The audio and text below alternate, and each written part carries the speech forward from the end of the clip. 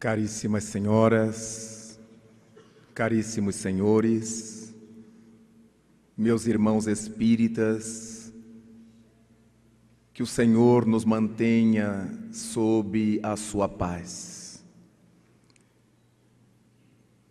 Sem qualquer sombra de dúvidas, basta nos olhar o quadro da sociedade do mundo para que tenhamos a percepção e logo mais a convicção de que estamos vivendo tempos de convulsão social. Temos a impressão de que nos achamos num verdadeiro tonel das Danaides. Parece-nos, por outro lado, que a situação planetária e os conflitos humanos jamais terão termo. As vozes pessimistas, quais corujas agourentas, têm espalhado pelas mentalidades, por mil e uma formas, essa ideia de que não há mais solução. Ter-se-ia que começar tudo outra vez, como se a divindade se tivesse equivocado ao situar na terra os espíritos como nós estamos. Ao refletir sobre todas essas questões, viajamos até um velho estudo de Allan Kardec, de grandíssima atualidade, que encontraremos num livro publicado em 1890, após sua desencarnação, com o título de Obras Póstumas. Ali, Allan Kardec situa magistralmente a questão das aristocracias que surgiram no mundo, evocando-as exatamente para nos dar o balance de como as coisas são cíclicas, como o mundo passeia de forma cíclica através da história. E Allan Kardec nos adverte que desde todos os tempos da criatura humana na Terra, ela teve necessidade das lideranças. Jamais um grupo humano conseguiu sobreviver sem eleger alguém ou sem que tivesse alguém a dirigi-lo. Dessa forma, Allan Kardec alinhava algumas aristocracias, fazendo questão de nos situar no termo aristocracia, afirmando que a palavra provém do grego aristos, mas krateia. Krateia querendo dizer que é o governo, e aristos afirmando que são os melhores. A aristocracia, então, significaria o governo dos melhores. Mas esses melhores têm conotações variadas, não em nível ético-moral, mas em nível daqueles mais aptos a realizar determinada atividade naquele período. É dessa forma que ele nos apresenta a primeira aristocracia que o mundo conheceu. Exatamente porque as criaturas supunham que quanto mais madura fosse a criatura humana, quanto mais velho fosse o indivíduo, em virtude de suas vivências, ele teria maior soma de experiências para dirigir um grupo, para nortear uma sociedade, uma comunidade.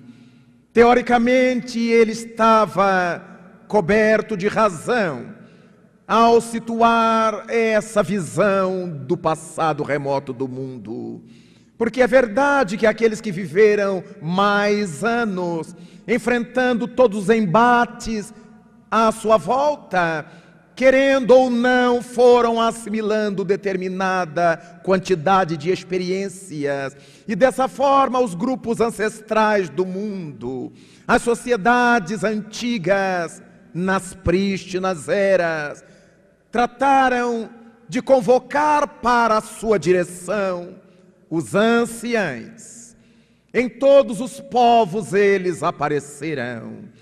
Se nos lembrarmos das tradições bíblico-judaicas, Abraão, o primeiro homem narrado na Bíblia como pai da raça, aquele cujas gerações seriam mais numerosas do que as estrelas do céu, segundo o texto, foi o grande patriarca que Israel conheceu. Depois seus filhos se tornaram patriarcas. Conhecemos a saga patriarcal de Moisés. E desse modo, conhecemos vários desses líderes anciães pelo mundo judaico. Mas fora da Judeia, outros surgiram na China, no Japão, na Pérsia, notadamente na China Velho, Forri, trazendo-nos a sua contribuição na governança das sociedades amarelas. Dessa forma, a aristocracia patriarcal foi atendendo às necessidades dos grupamentos, das sociedades. Os velhos eram conselheiros, conselheirais, tinham maturidade, tinham calma para dirimir conflitos, sabedoria para esperar o transcurso das horas. Mas na medida em que essas sociedades foram se desenvolvendo, os grupos começaram a se defrontar com uma outra situação. Grupos crescidos, desejando maior espaço, desejando maior conforto, tratavam de invadir e tentar dominar outros grupos. E os anciãos, por mais sabedoria que tivessem, não tinham cacife, força física para deter essas invasões, essas dominações. E as comunidades, então, trataram de desenvolver um outro pensamento político. Com todo respeito aos anciãos, eles agora precisavam de homens fortes, capazes não apenas de lhes dar orientação, mas de dar-lhes proteção contra os inimigos ou os adversários.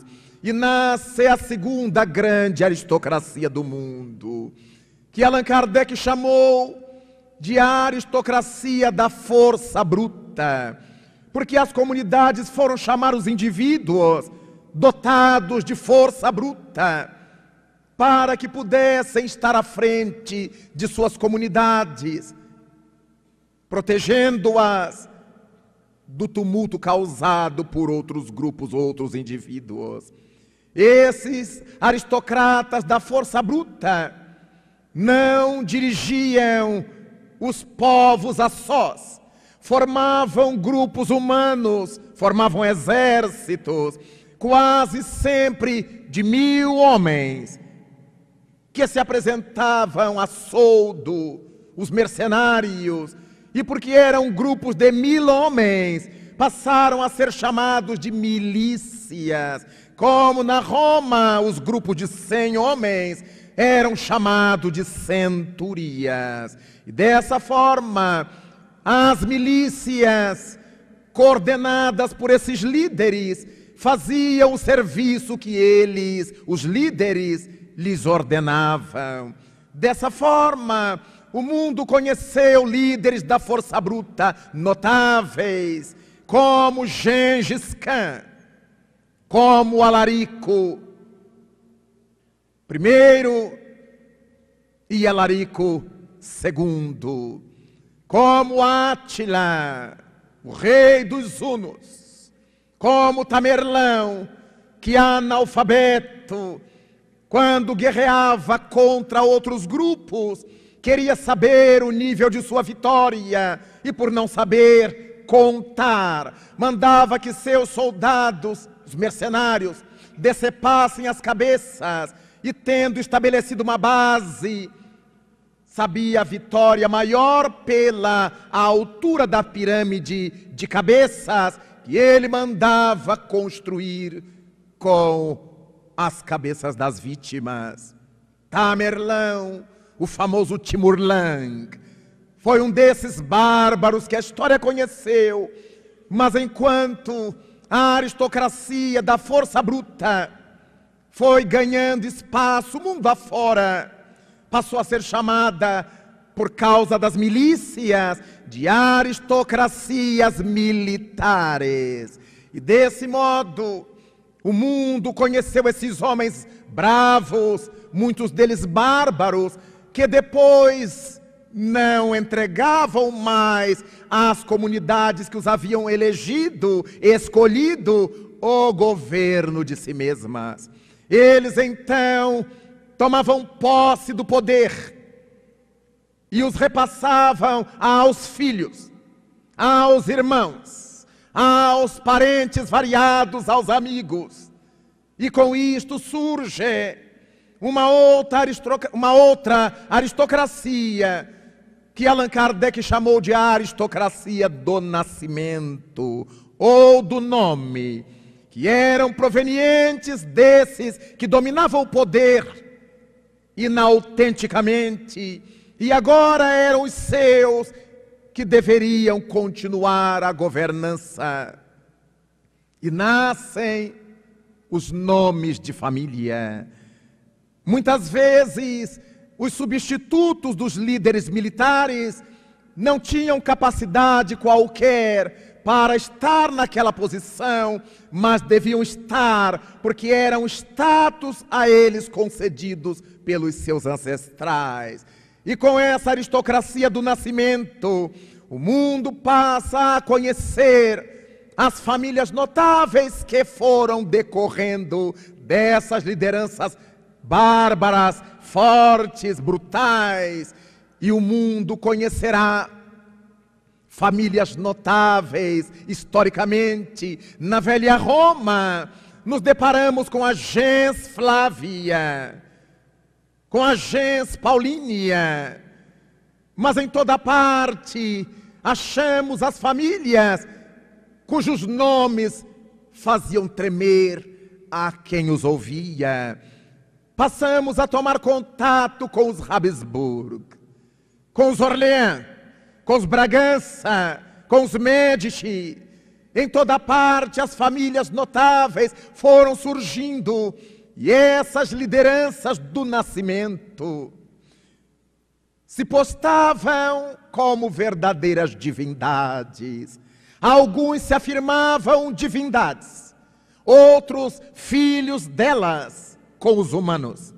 E dessa maneira encontramos os grandes líderes pelo nascimento. E essas famílias casavam-se entre si para manter o poder e aumentar as suas propriedades, seu poderio bélico, seu poderio econômico. E deste modo, o mundo continua a marchar, e conhecemos criaturas notáveis e nomes notáveis que se notabilizaram. Desse modo, então, estávamos vivendo a aristocracia do nome, do nascimento. E naturalmente, como os herdeiros, de maneira geral, não sabem quanto custou para montar o patrimônio, até porque muitos deles tinham patrimônio herdado de forma espúria por seus pais, também espúrios, tratavam de ir consumindo aquilo que os ancestrais haviam deixado. Na medida em que gastavam até não mais poder, tornavam-se os nobres falidos. Tinham nome, os brasões, as heráldicas, mas viviam na miséria. Ostentavam uma postura que já não podia ser alimentada pelo dinheiro que não tinham. E por causa de tudo isto, o dinheiro passou a ser o ponto fundamental para que essas famílias se mantivessem no poder. E o escravismo passou a vigorar de forma generalizada para que pessoas trabalhassem sem nada perceber, a troco de rala alimentação, de uma proteção singela, quando existiam, e de castigos muitas vezes. Nasce a aristocracia do dinheiro, atrelada à aristocracia do nome. Era importante ter dinheiro, então quanto mais escravos se tinha, quanto mais dinheiro se conseguia. Nasce a sociedade feudal, o feudalismo, os suzeranos, e tudo isso vai desenvolvendo no mundo a possibilidade de que adviessem outras aristocracias. O fato é que, na medida em que os ricos iam dissipando suas riquezas sem saber o que fazer, precisavam de alguém que os ajudasse a gerenciar o seu poder econômico, e aparece uma aristocracia que era um tanto mais justa. A aristocracia da inteligência, ou a aristocracia intelectual. Porque aqueles que eram ricos e precisavam de alguém para administrar seus haveres, a fim de que não se escoassem pelas mãos, tratavam de financiar cursos para pessoas do povo capazes, inteligentes, jovens, filhos daqueles escravos, ou não, com o compromisso de, ao terminar o curso, poderem trabalhar para eles e defender, e reproduzir, e multiplicar seus haveres. E a aristocracia da inteligência dá ensejo a que muitos desses indivíduos pudessem sair da pobreza, da simplicidade, das classes mais simples da sociedade, para esse panteão do desenvolvimento intelectual. É deste modo que podemos observar, mundo afora, homens e mulheres que vieram de tratos sociais de baixo nível socioeconômico e que se tornaram verdadeiras estrelas da humanidade. Podemos nos lembrar da mulher mais condecorada na ciência do mundo até hoje, Maria Sklodowska, que casou-se com seu velho professor e tornou-se Maria Curie, ou Madame Curie, a maior física de todos os tempos, a única cientista que na mesma vida foi condecorada com 2 prêmios Nobel, um de física, outro de química. Viajou pelo mundo, recebeu honraria de todas as universidades, esteve no Brasil, em São Paulo, a convite do governo da época, para verificar se as águas das termas de Ibirá e de outras do estado paulista eram ou não radioativas. Dessa forma, Madame Curie viera de uma família pobre. A mãe faleceu, ela ficou cuidando do pai, era a filha maior, e das 2 irmãs mais jovens, que teve o cuidado de mandar para a França, para que ambas estudassem. Ali se casaram, não voltaram mais à Polônia, e somente quando o pai desencarnou, é que Maria Sklodowska, então, num trem que levava cargas e animais, viajou para Paris e foi a primeira mulher a inscrever-se e a estudar na Sorbonne. Depois tornou-se a primeira mulher a lecionar na Sorbonne. Casou-se, teve 2 filhas. Mulher cientista, viu o marido morrer de forma tonta, porque o doutor Pierre Curie foi atropelado às portas da universidade por uma carruagem puxada a burros. Então, devia ele estar em Alfa para ser atropelado e morrer por uma carruagem puxada por animais. Marie Curie desencarna mais tarde, octogenária, leucêmica, pela contaminação que lhe produziram as areias de Peck-Blenda que mandava vir da Polônia e os diversos materiais radioativos com os quais trabalhava sem nenhuma proteção, porque ela sequer sabia que aqueles materiais eram radioativos. Veio a comprová-los mais tarde, quando já estava contaminada. Mas encontramos gênios da classe média como Albert Einstein, o maior físico do século XX, o maior físico teórico, o pai da teoria da relatividade, do tempo e do espaço. Mas encontramos no Brasil o notável príncipe dos escritores, filho de uma lavadeira, no bairro das Laranjeiras, no Rio de Janeiro, mestiço, Machado de Assis, um dos mais notáveis e profícuos escritores do Brasil. Enquanto a mãe lavava roupas, ele brincava ao lado, e cresceu, e estudou, e ela, com as ajudas que recebia, viu o filho formar-se e tornar-se esse gênio literário que acabamos de comemorar o centenário de seu falecimento. Dessa forma, encontraremos pelo mundo afora outros gênios que nas suas respectivas épocas foram ajudando o progresso dessa aristocracia intelectual. Mas Allan Kardec chega à conclusão de que a aristocracia do dinheiro não resolveria os problemas sociais.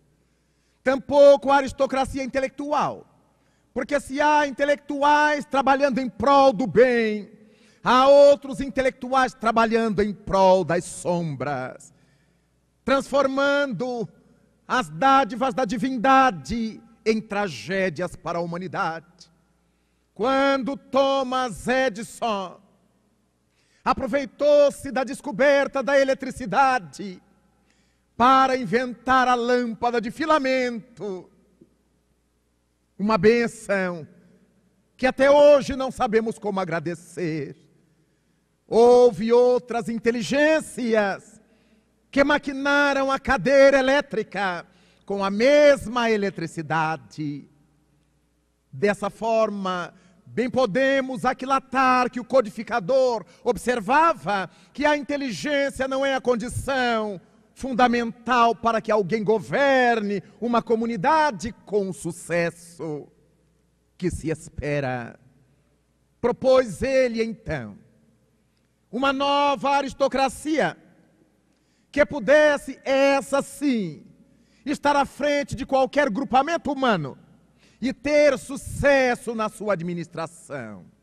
Allan Kardec propunha a necessidade de que tivéssemos líderes que, ao mesmo tempo que desenvolvessem seu intelecto, para que não fossem estultos e parvos, desenvolvessem também o seu lado ético-moral. E apresenta a sua proposta de uma aristocracia intelecto-moral. Homens de saber, mas que também envergassem essa túnica da dignidade moral. Tão difícil nos dias da humanidade do seu tempo, quanto nesta atualidade.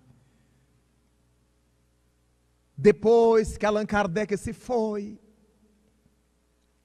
e que nós começamos a refletir em torno dos seus ensinamentos, das suas reflexões e teses, demos-nos conta do acerto com que o codificador enxergou todas essas situações.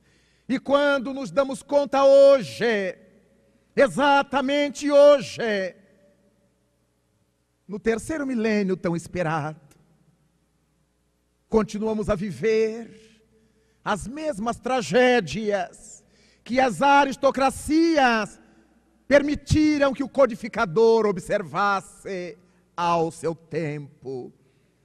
Fora a questão da aristocracia patriarcal, já inexistente, porque hoje são poucas as pessoas que têm respeito pelos idosos, pelos velhos, que dão importância ao que eles dizem. Tirando essa aristocracia, todas as outras voltaram à liça. Estão em vigor a aristocracia da força bruta.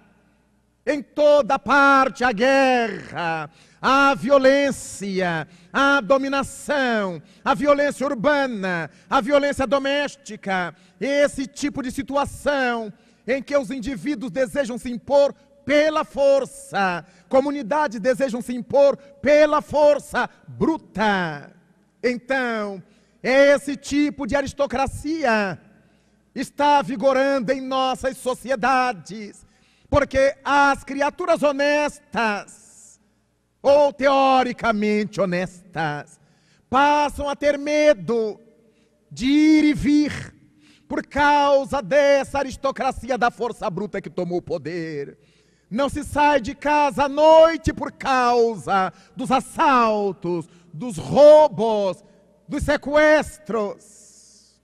A força bruta de volta, com uma nova roupagem, porque hoje não fomos nós que os chamamos para governar as nossas cidades, as comunidades silenciadas pelo tráfico de drogas, que cada dia ganha mais espaço em nossas sociedades, sob o silêncio covarde daqueles que nos dizemos criaturas de bem, fazendo-nos lembrar do codificador, quando indagou dos espíritos na obra básica do Espiritismo, o Livro dos Espíritos, na sua pergunta 932, quando desejou saber o codificador qual era a razão pela qual o mal triunfa com tanta facilidade sobre a terra, e os imortais lhe contestaram: por culpa dos bons.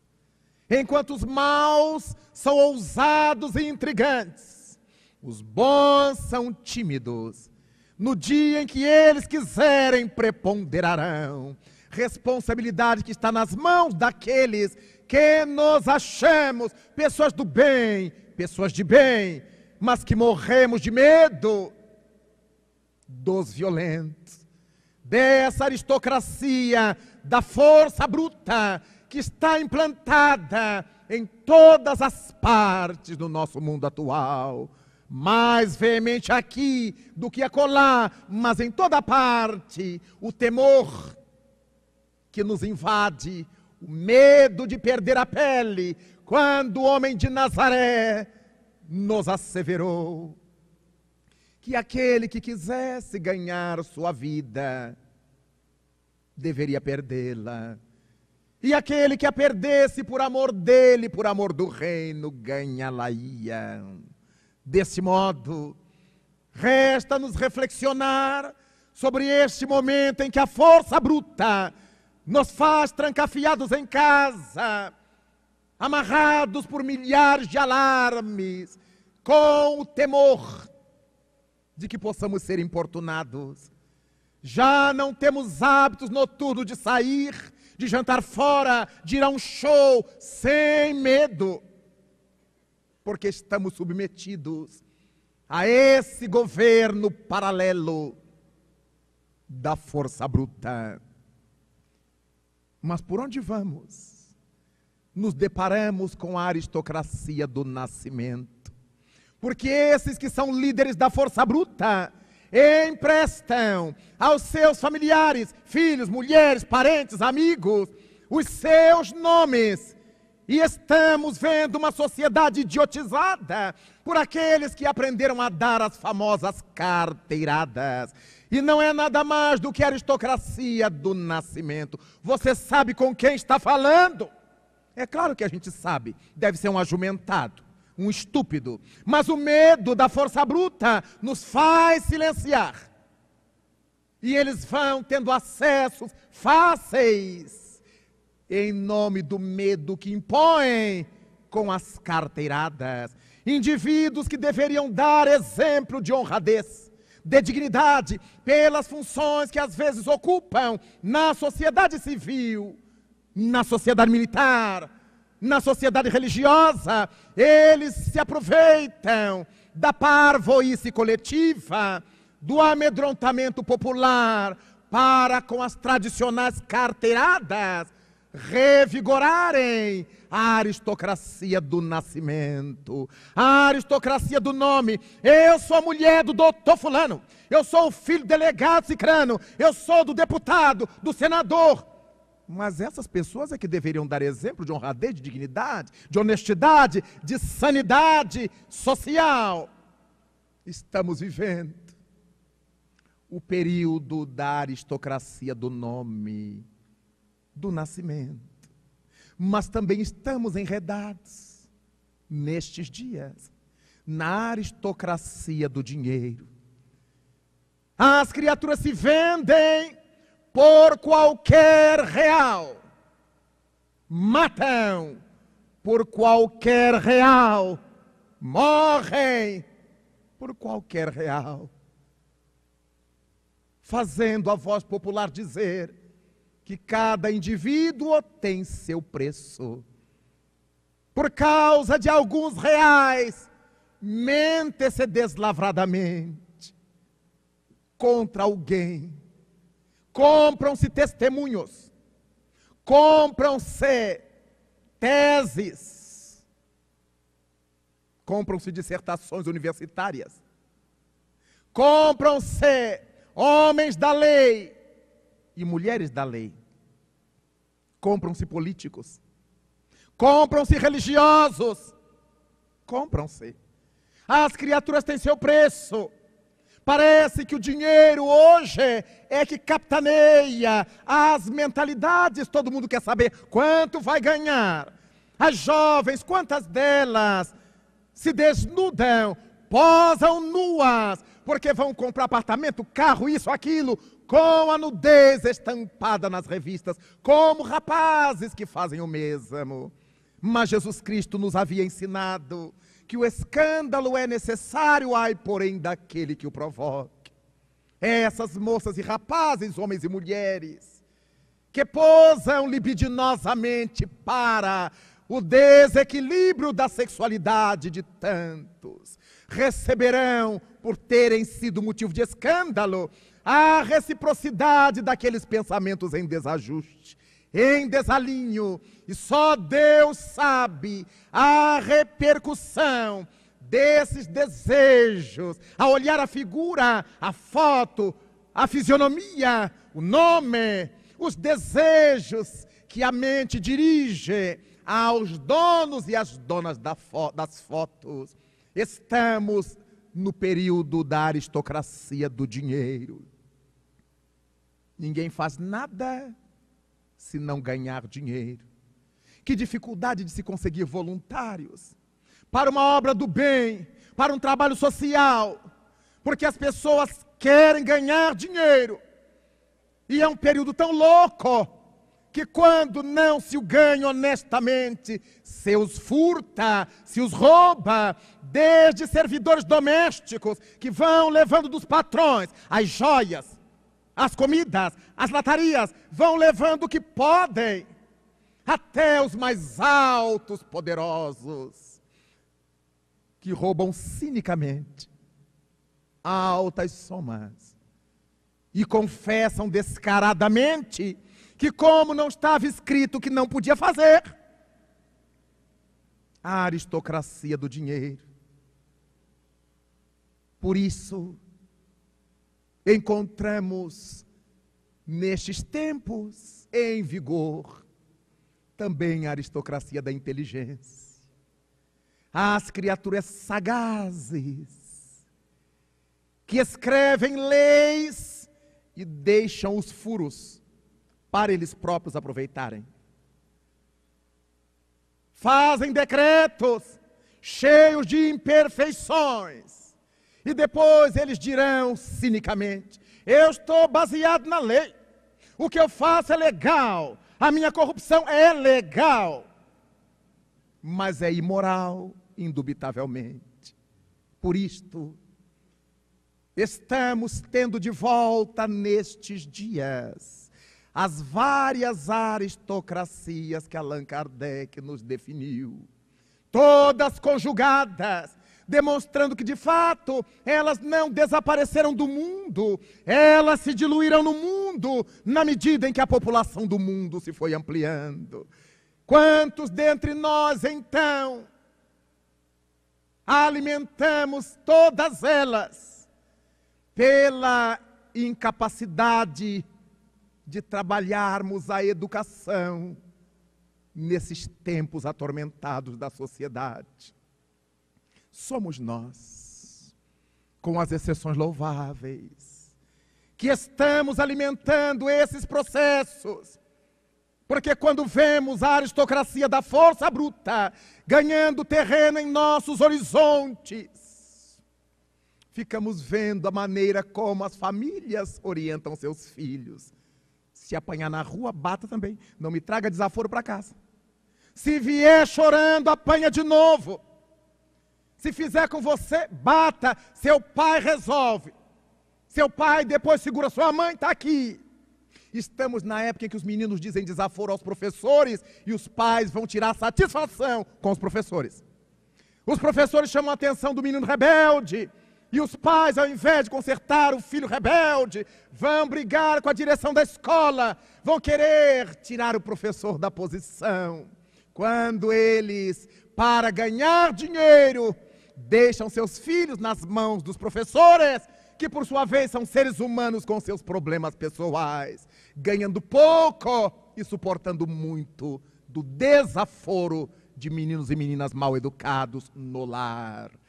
Eis porque estamos acompanhando essa hora terrível em que há traficantes de droga, porque há consumidores de droga, e tantos desses consumidores de drogas aprendem a consumi-las dentro de seus lares, porque seus pais e mães não conseguem passar sem a cachaça. Tem espíritas que, para não ter tanto problema, usam a cachaça santa, cachaça São Francisco, porque essa é abençoada, é uma cachaça fluidificada, mas não conseguem passar sem o uísque, não conseguem passar sem seu rum, não podem fazer uma viagem que a primeira coisa que pensam é nas garrafas de alcoólicos que vão trazer, fumam descarado e deslavadamente. Apagam o cigarro na porta do centro espírita e nos abraçam mal cheirosos de tabaco e vão doutrinar os mortos, porque não conseguem se doutrinar a si mesmos. E os filhos desses pais aprendem a usar drogas em casa, porque o álcool é uma droga, por mais enfeitado que ele esteja, por mais linda que seja a garrafa, ou por mais inocente que seja o nome da bebida. No cigarrinho ingênuo, que a mãe confessa, eu não consigo. Já fiz de tudo, e rodo assim no dedinho. Já fiz de tudo. Se tivesse feito de tudo, tinha parado. E a criança acha lindo sua mãe, que é sua líder, seu pai, que é seu ídolo, e vai alimentando na mente que quando chegarem lá, e as estatísticas, nossos jovens estão começando a fumar mais cedo, a beber mais cedo, a transar sexo mais cedo. E nós estamos achando lindo nosso pequenino tirar foto beijando a boca da outra pequenina para estamparmos nos nossos álbuns. Perdemos completamente a noção de coerência. Como espiritistas, ou como espiritualistas em geral, nós sabemos que nossos filhos são espíritos, mas não sabemos de que realidades ele vem, nem para que realidades ele vai. Disse o Jesus Cristo, ao dialogar com o Rabi Nicodemos Bar Nicodemos, o Espírito sopra onde quer, não sabemos de onde ele vem, nem para onde ele vai. É claro que Jesus não estava dizendo que não sabia de onde o Espírito vem. Se nós dizemos que ele vem do mundo espiritual e vai para o mundo espiritual, mas não era o lugar, era essa realidade interior. Os pais não sabem quem são seus filhos, até que eles o demonstrem, de que realidades espirituais eles procedem. E por causa disso, para que realidades espirituais eles seguirão. Dessa maneira, vemos os pais tirando as roupinhas de suas crianças para que elas desfilem no clube, para que eles, os adultos, ganhem os aplausos. Eu não sei se aquela criança, aquele anjinho sob meus cuidados, provém das experiências da prostituição, da pornografia, do passado próximo. E aquele incentivo que lhe dou agora, para que ele ganhe dinheiro, sendo Miss Mirim, Miss isso, Miss aquilo, se não estará despertando dentro desse espírito o passado. Desde crianças acostumadas a estar nua, depois que cresce a moça, como é que nós vamos mandá-la vestir-se? Qualquer pessoa que diz que ela tem que se compor, ela vai achar que é antiquada, porque na sua casa sua mãe sempre tirou sua roupa, seu pai gostava de vê-la nua, e a sociedade se queixando que a pedofilia começa dentro de casa. Será por que razão? Por que será? Colocamos nossos filhos, nossas filhas, com a obrigação de serem os primeiros. Tem que ser nota 10, na escola, no judô, no jiu-jitsu, na escola de samba, onde for. Eles são mais lindos, mais capazes, mais inteligentes. Eles têm que ser os primeiros. Quando eles não são, se deprimem, se suicidam, partem para a droga. Não ensinamos nossos filhos a sofrer reveses. Quando perdeu um jogo do futebol, meu filho, isso é um jogo, isso é uma brincadeira. O bom é participar. Não, meu filho, pode deixar, da próxima vez você ganha. Da próxima vez você vai dar um couro nele. Da próxima vez, instigamos como se fossem feras. E dessa forma, eles crescem. E o espírito que não foi trabalhado na infância, retoma o patrimônio desgraçado, que porventura haja desenvolvido no passado. É tão séria a questão, que o Espírito Emmanuel escreve pelas mãos saudosas de Chico Xavier, no seu livro Consolador: a primeira escola ainda é o lar. Allan Kardec pergunta aos imortais, no item 383 de O Livro dos Espíritos, qual é a importância do período da infância para o espírito que retorna à terra? E os imortais respondem-lhe que, tendo renascido para evoluir, a infância é o período que melhor se apropria para isso, no que devem se envolver os incumbidos de educá-lo. Se a primeira escola é o lar, os primeiros incumbidos são os pais. Mas dos pais, a primeira incumbida é a mãe, que vive 9 meses lunares, com esse serzinho nas suas entranhas, recebendo o impacto do seu psiquismo, e ela própria captando o seu psiquismo. Quem vive mais tempo com a criança? Costumeiramente a mãe. O primeiro coração que essa criança ouviu bater ao sair do ventre foi o de sua mãe, porque o médico a coloca sobre o peito de sua mãe. A relação filhos-mães é de tal forma visceral que por toda a vida qualquer filho carregará em si as marcas de sua mãe, sejam essas marcas positivas, sejam essas marcas negativas. Se os filhos tiverem a felicidade de uma mãe digna, capaz, madura, eles serão felizes, mas se acontecer o contrário, por toda a existência serão desgraçados. Se forem filhos de mães machistas, homem não chora, homem não faz isso, homem não arruma, homem não lava a casa, homem não lava a roupa, homem... E elas pensam que formaram homens e formaram espectros de homens. Você tem que ser macho, e o menino vai ser machucado. Pelos momentos difíceis da vida, seria tão bom se as mães ensinassem meninos e meninas, seus filhos, a fazer de tudo dentro do lar. E isso é trabalho de mulher. E isso o homem não faz. É mentira.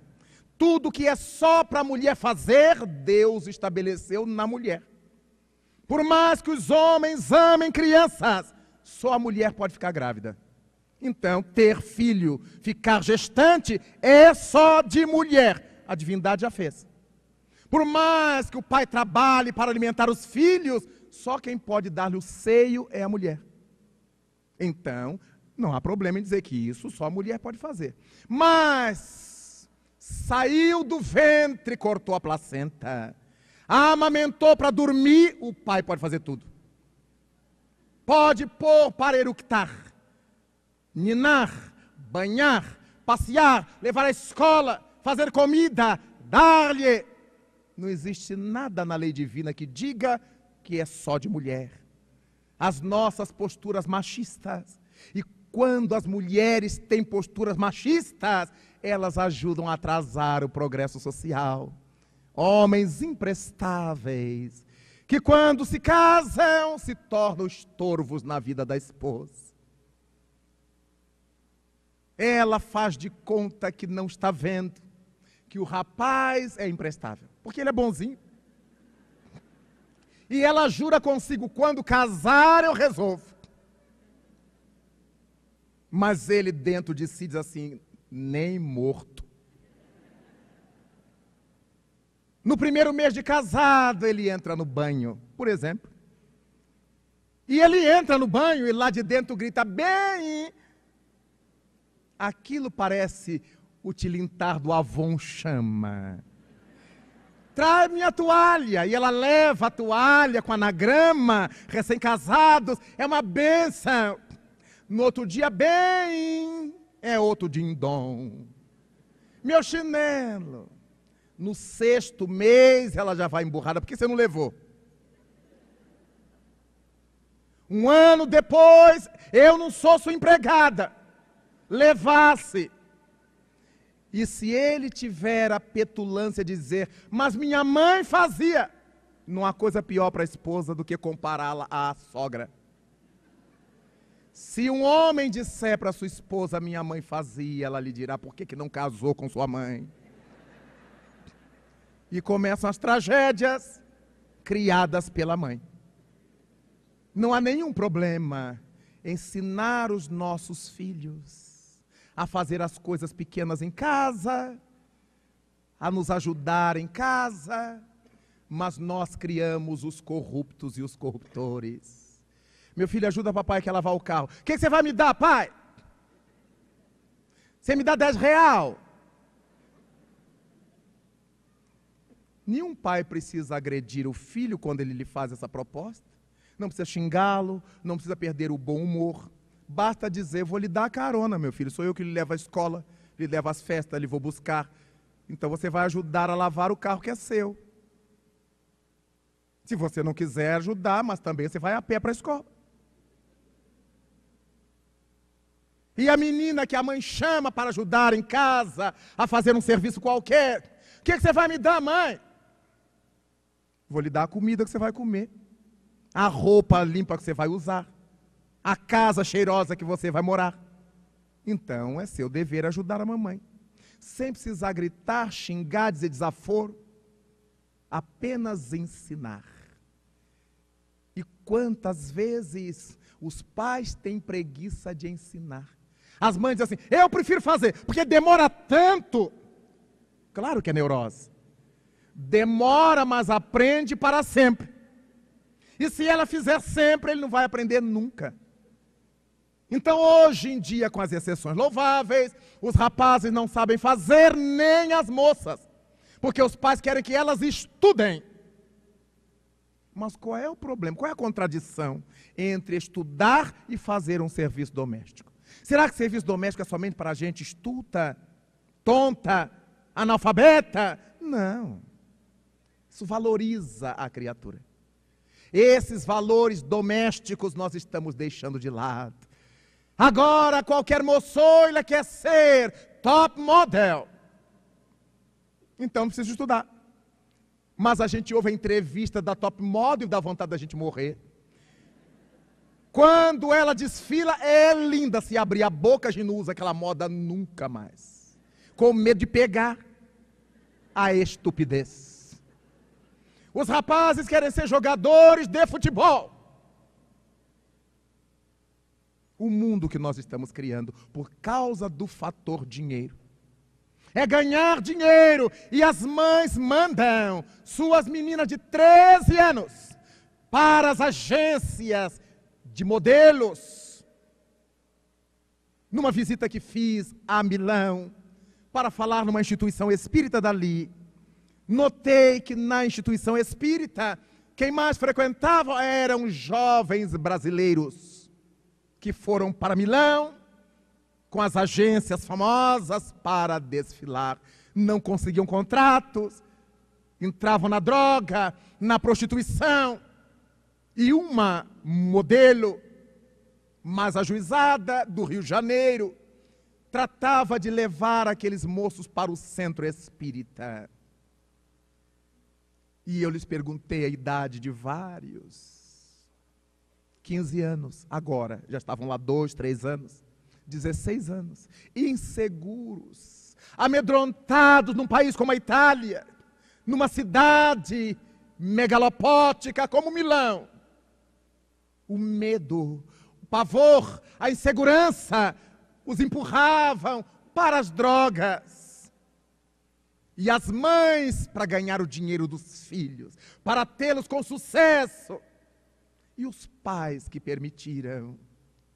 Quantos são os pais que não estão preocupados com a felicidade dos filhos, mas sim com o sucesso deles? Eles têm que brilhar, ainda que infelizes, neuróticos, desgraçados internamente, conflitados. Que mundo é este?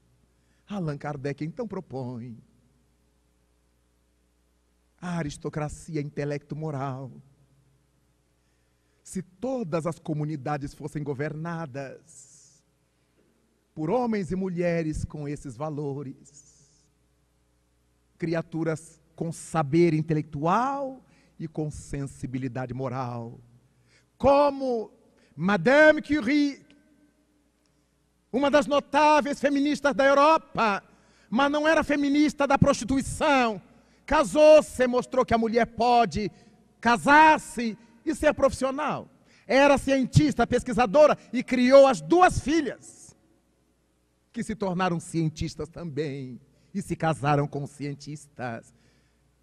Foi mulher, esposa, cientista, mãe, dizendo que é possível.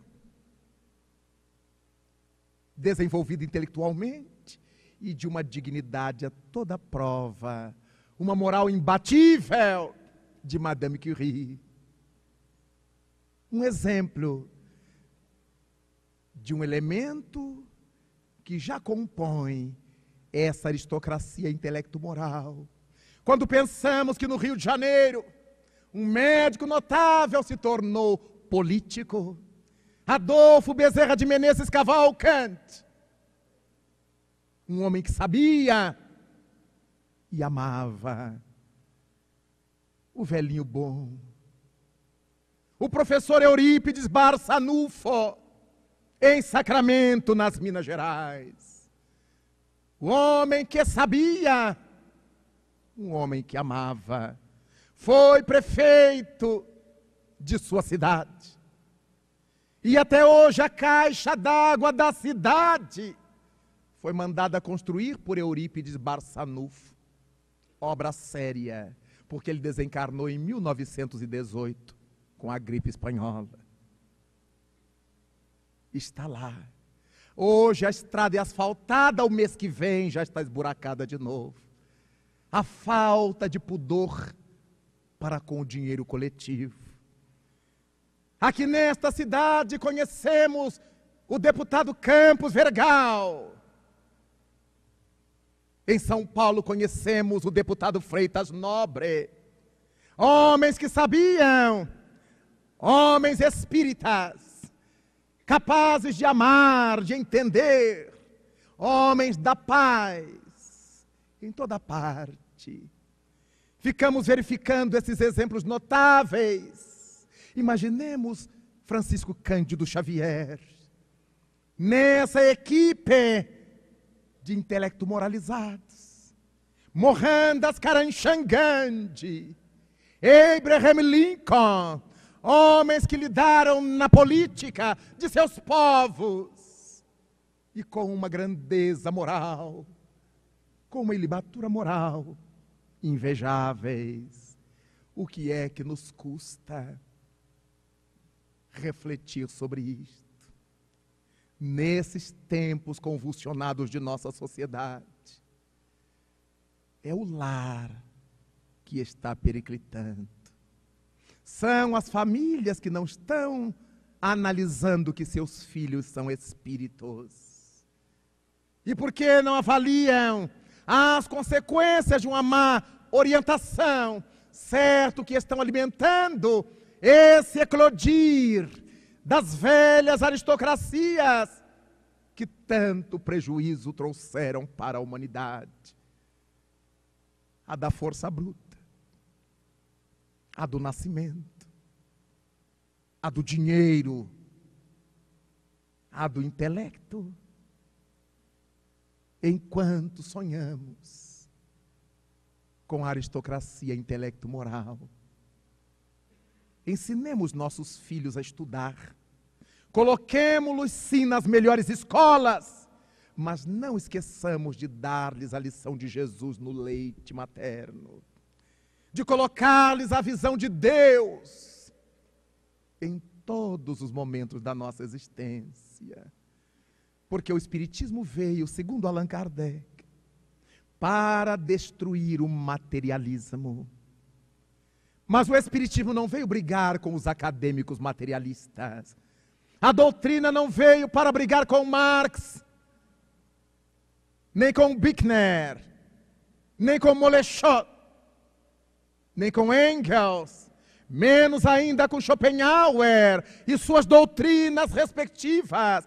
Veio para tratar desse materialismo endógeno, esse que vive em nós, onde quer que nós estejamos, esse egoísmo que se expressa nas estradas quando pegamos o volante, que não deixamos ninguém passar apenas para que nos mantenhamos à frente. Vamos parar logo ali, mas não deixamos ninguém passar por nós.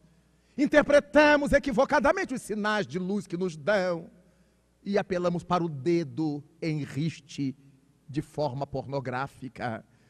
Essa guerra que fazemos, usando o carro como arma, reflete nosso estado de desequilíbrio interior. A nossa sociedade, de maneira geral, cresceu economicamente, sim, cresceu, mas moralmente não. Ainda estamos no chão, ou nos levantando aos poucos.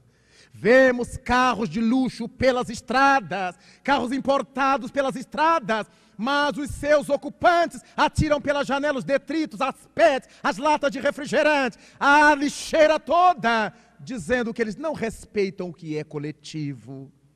Porque com carro de luxo ou com carro qualquer, poderia haver o saquinho de lixo e ensinarmos as crianças, não me jogue nada pela janela, põe aqui no saquinho. Os adultos serem os primeiros a fazê-lo. Mas o sujeito está fumando, joga pela janela. Está bebendo, joga pela janela. O saquinho da pipoca, joga pela janela. As crianças vão aprendendo. Porque aqueles indivíduos se desenvolveram social e economicamente. Mas ainda são bárbaros, são brutos em termos de procedimento ético-moral. É por causa disso que quando nos reunimos numa ocorrência como esta, no 14º Congresso Espírita desse Estado que é a locomotiva do Brasil, sem qualquer favor.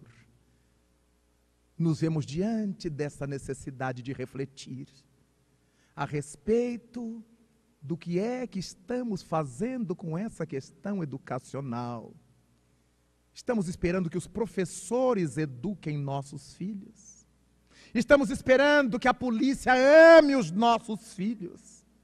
Estamos esperando que os estranhos cuidem-nos quando nós os estamos entregando. Isso não vai acontecer. Mas Santo Agostinho, no Evangelho segundo o Espiritismo, no capítulo 14, no seu item 9, nos faz perceber que um dia o Senhor nos perguntará, a voz da consciência: que fizeste do filho que te confiei?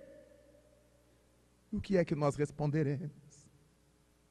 Curioso da escrita de Santo Agostinho é que o Senhor não nos perguntará: que fizeste do teu filho? Porque não é nosso. Que fizeste, entre aspas, do meu filho que te confiei? O que é que nós responderemos a essa pergunta da consciência, se tivermos sido responsabilizados por eles terem entrado na droga, na perversão sexual, na violência, porque quisemos ganhar aplausos às custas deles, porque os expusemos à sociedade comum, e eles não tiveram resistências morais para suportar o peso da fama, do dinheiro, das facilidades, dos elogios à sua beleza física. Quantos de nós haveremos ainda de chorar e sofrer, diz Santo Agostinho, quando nesse aldilá olharmos para a terra e virmos a sofrer aqueles que estiveram sob nossos cuidados e não os soubemos orientar. Nestes tempos complicados, de convulsão social, estamos esperando que o governo resolva os problemas, quando nós em nossa casa não conseguimos resolver os nossos. Como é que poderemos esperar que governos que não fazem parte da aristocracia intelecto-moral possam resolver problemas de uma nação, se cada família não se vê habilitada em resolver seus próprios problemas? Cada pai, cada mãe, quando acender o seu inseparável cigarro, pense que tem sido contribuidor dos traficantes de droga. Quando encherem seus copos de alcoólicos para festejar, só Deus sabe o que, estão contribuindo com os traficantes de droga. Porque aquele que usa drogas pesadas começou nessas drogas chamadas lícitas, inocentes, que os cristãos gostam de ter em casa, no barzinho, tão chique, tão indispensável, tão infeliz. Nesta hora, digamos a Jesus que precisamos do seu apoio, dos números tutelares que trabalham em nosso contato no movimento espírita, para que despertemos desse letargo, para que não tenhamos crises de consciência mais tarde. Peçamos a Jesus de Nazaré que as suas falanges de amor não nos deixem, porque como estabeleceu o Espírito Emmanuel, se os prepostos de Jesus cochilassem um único segundo, a terra inteira seria invadida por um processo de obsessão coletiva. Dessa forma, qual é a nossa contribuição para o reino dos céus? O que estamos fazendo com os filhos de Deus confiados a nós, temporariamente? Cada qual responderá por si. Mas entenderemos, por fim, que essa crise da sociedade se deve à crise das famílias. Deste modo, aproximemo-nos mais de Jesus.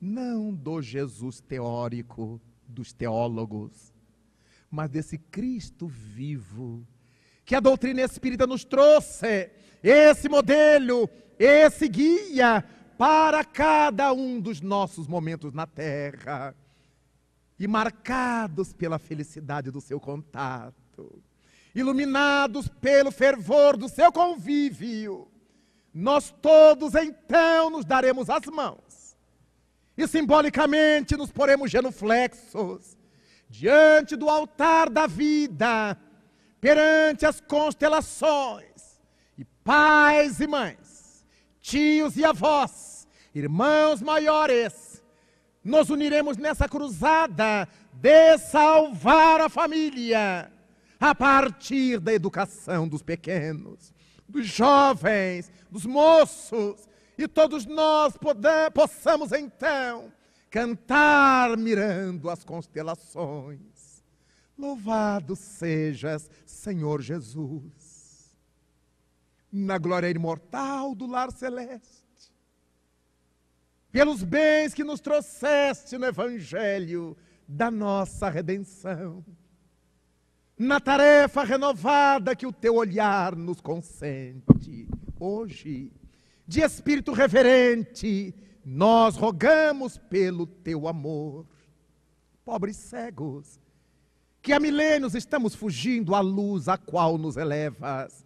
Hoje, porém, Senhor, a nossa oração rompe as trevas, e se possível vem retificar o nosso passo, a fim de que trilhemos a estrada corrigida, vem sustentar nossa vida, na fonte inesgotável do eterno bem. Dá-nos, Jesus, tua bênção, bênção que nos conforta, bênção que nos levanta, para que a tua doutrina santa, esse imbatível espiritismo, vibre pura, viva dentro de nós. Faze, Senhor, com que nós todos, nessa caminhada incessante, a cada dia, em todo instante, possamos ouvir tua voz. Ampara a nossa esperança, socorre a nossa pobreza e liberta a nossa alma ainda presa de tanto erro nessa multissecular imperfeição. Mestre excelente, Senhor de toda a verdade, ensina-nos hoje a guardar-te com unção, com devoção e com inesgotável gratidão, na intimidade singela, ainda que muito sincera, do nosso próprio coração. Muito obrigado, Pai da vida. Obrigado, Cristo excelso. Muito obrigado, senhores.